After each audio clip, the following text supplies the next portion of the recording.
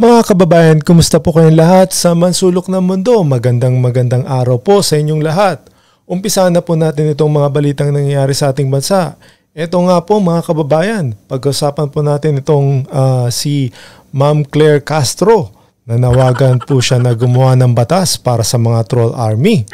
Bago po natin panoorin ang buong video mga kababayan, mag-subscribe po muna tayo sa ating YouTube channel para sa ating news updates sa mga nangyayari sa ating bansa. Eto, panoorin na po natin ang buong video mga kababayan. Hindi na ito matatawag na freedom of expression kasi troll na sila, may troll army. So pag sinabi natin may troll army, hindi nila ipinaglalaban yung freedom of expression kasi kumikita lang sila at dinidiktahan sila nung taong nagbabayad sa kanila. So ito ay nagiging sindikato ang dating para makapagpabagsak ng isang tao o ng isang organisasyon, babayaran para Ito nga mga kababayan, ito yung sinasabi ni Ma'am Claire Castro. Binibigyan na example itong kagaya nitong page ng kanyang amo na kailangan daw gumawa ng batas para sa mga troll army. Kasi nga nagkakaroon na ho ng bayaran nga, hindi na daw ito freedom of expression ng mga tao. Ito ho yung mga troll army na nagpapakalat ng fake news na gusto ang pabagsakin ang isang, alam niyo, kung gusto niyo, sinong gusto nilang pabagsakin. Ito yung example na sino yung nagpapakalat ng mga fake news, mga kababayan. Dapat nga daw magkaroon ho ng batas. Ito ho yung example ng sinasabi niya, yung kanyang, ito, makikita nyo, sino yung maraming troll army dyan, mga kababayan. Makikita nyo naman. Ito nga, sige, makikita nyo sa video na to na itong mga to is yung mga fake account. Hindi yung mga totoong account to, mga kababayan. Marami yung sila. Makikita nyo. Yan oo. Hindi ito freedom of expression. So yun ang pinakamatindi nating kalaban ngayon. Dapat yan ay sa susunod ng Kongreso. Yes. Ha? Sana po, panawagan na, di ba? Yes. Na magkaroon kayo ng batas patungkol sa troll army. Kasi hindi na po yun for freedom of expression. Kasi yun yung lagi sinasabi, na paano naman yung freedom of expression namin? Correct. Teka lang. Kung troll army kayo, hindi nyo na-exercise yan. Kasi bayaran kayo. Yan ho. Bayaran daw yung mga yan. Kasi, hindi na nakokontrol mga kababayan. Kaya nananawagan siya na ito nga, gumawa ng batas para sa mga anti-troll army na to, mga kababayan. Yan ho ang gusto niya mangyari.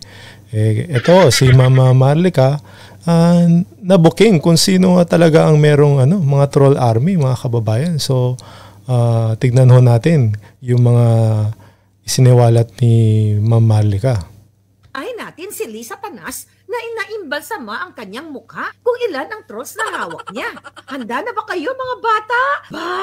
Baby, bobo! Mga bobo. Okay, here we go. Tingnan natin si Lisa Tanas. Okay? Mga bata!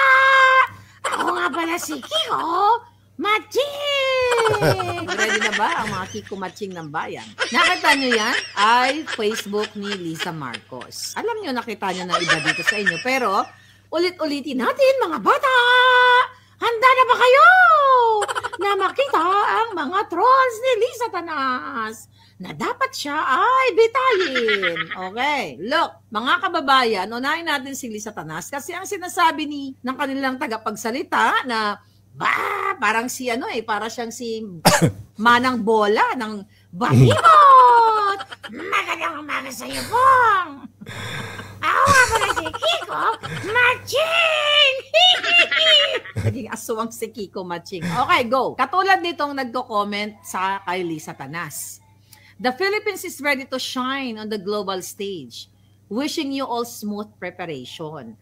Ako, naobserbaran ko na to. Ito mga posting ni Lisa, yung mga nag-i-English na comment, di ba, na copy-paste.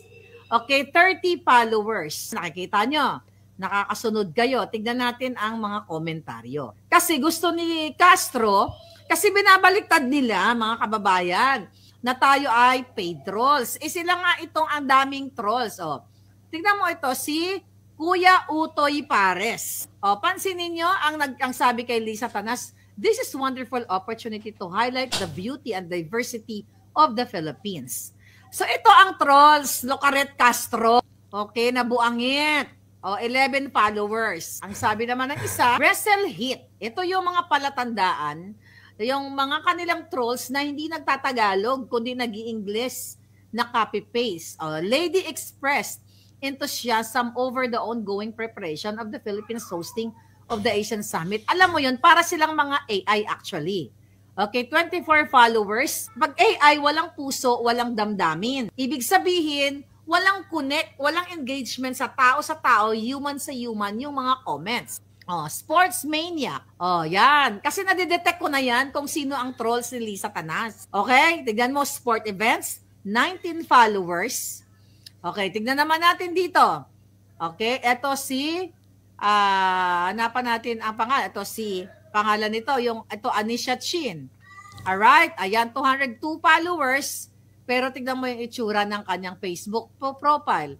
Ito ay isang troll. Sabi ni Patrick Mayer. Okay, si Patrick Mayer ay hindi mo alam kung Indian or Myanmar o Cambodian. Hindi po yan totoong tao, kaya dapat talaga panagutin mag-a-agree ako sinabi ni Locaret.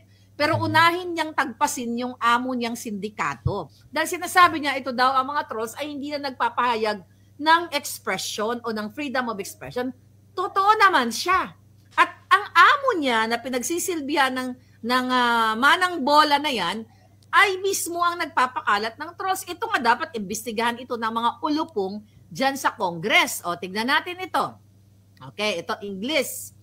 I hope we show Asian how great our country. Tignan mo. Nakatalikod, automotive, aircraft, and boat. Page siya. Ang mga nagko-comment, mga page. Hindi tao. Shop ka na. Okay, tignan nyo. Napansin nyo? Mapapansin mo, shop ka na. Page. Okay, clothing, 3 followers. Hindi po siya personal account. So mga ginagawa-gawa nilang page para mag-comment ng sila ang nagko-control.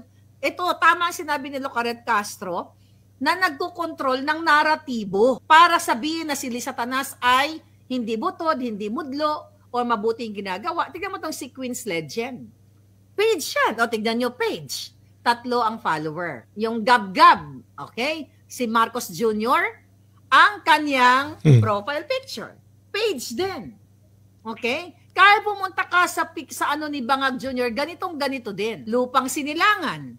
Hindi nyo ba napapansin? O napansin nyo na, yung pattern. Hindi po ganyan mag-comment, hindi po ganyan ang organic na comment. Bakit puro page? Bakit hindi personal? Eto, tignan mo, Trip Shop. Page din. O punta tayo sa mga random Facebook. Puntahan natin. Ayan, kasi alam nyo na yan eh. So puntahan natin ang Facebook ko. Okay? Puntahan natin si Boljakan. Okay?